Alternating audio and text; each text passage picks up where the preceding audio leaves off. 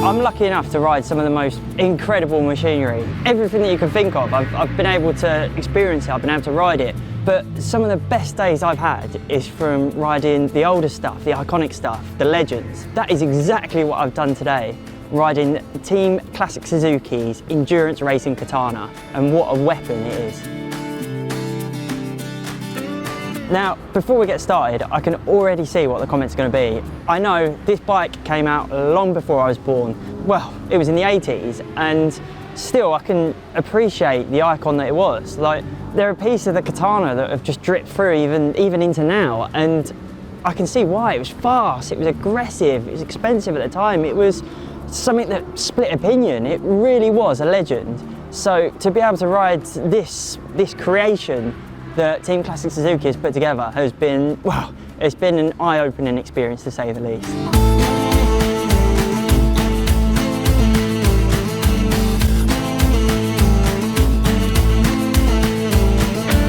And when I'm saying it's Team Classic Suzuki's Katana, I'm saying that because although it sort of mimics a Katana, it's not standard at all. So firstly, this isn't like the latest generation Katana, this is based on the original. So that means that it essentially runs an original style frame with a few alterations. So they've actually altered the headstock angle and swing arm pivot too, just to sort of bring it in a little bit and make it a bit more suited to a racetrack, make it turn that little bit sharper and faster. It's then been given some seriously Gucci bits. So it's got Dimag wheels, it's got K-Tech suspension, it's got a bespoke fuel tank, which is much bigger than the standard option. It's 24 litres now, perfect for endurance. Even little things like the filler cap, and then look at the finish on it. Look at that bespoke swing arm. It is a work of art, and it just looks beautiful. It looks brutal, it looks edgy, it looks raw.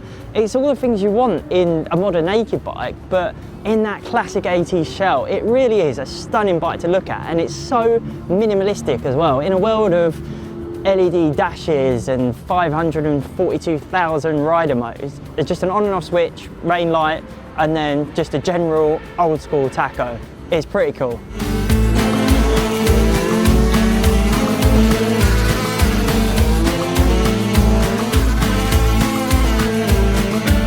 And that's without even getting started on the engine. It's actually a unit from a GSX1100S, but it's not standard at all.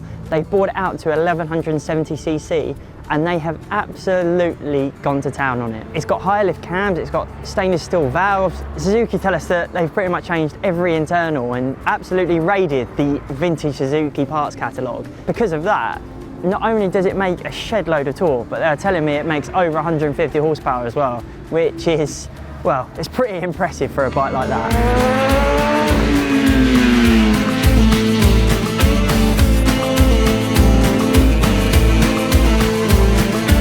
But I've got to say, after riding it for just 20 minutes, it was mind-blowing. It was so difficult to ride. When you sit on it, the riding position is so far in. I'm used to modern bikes where, as riding styles have developed, the riding position of bikes has as well. Your handlebars are out, you've got a bit more space to move around and get off. This is so far in, it almost feels like what I can imagine like an old 125 two-stroke or 250 two-stroke with your bars far in. Before even setting off, I stalled it first time out because the clutch is so heavy and so sensitive. I'm so glad I'm born in an age of hydraulic clutches and quick shifters and blippers, because that thing's got none of that. It is rock hard. It is so difficult to use, and it's so sensitive. You've only got to let it out gently, and then the throttle pickup is so hard as well.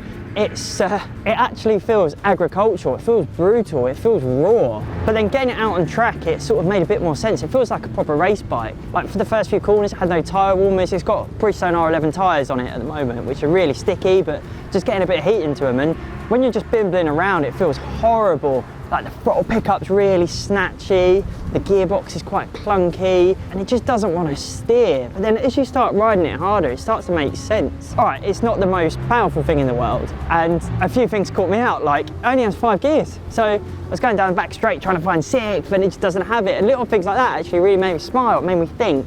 It's not massively quick in a straight line, so the rev light comes on what I'd consider as fairly early, like sort of 9,000. But because it's got so much torque, it doesn't punish you for being in the wrong gears. It's a peach of a motor in a package that just doesn't feel refined compared to modern bikes.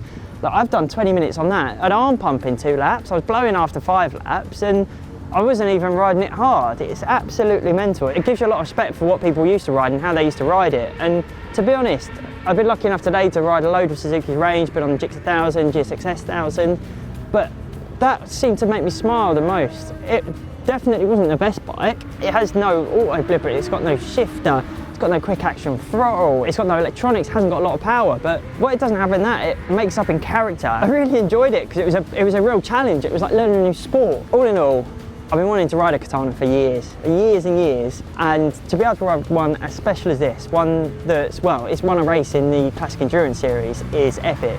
And although I don't think I'll be taking up classic racing anytime soon, I've had an absolute ball on it. Cheers, Suzuki.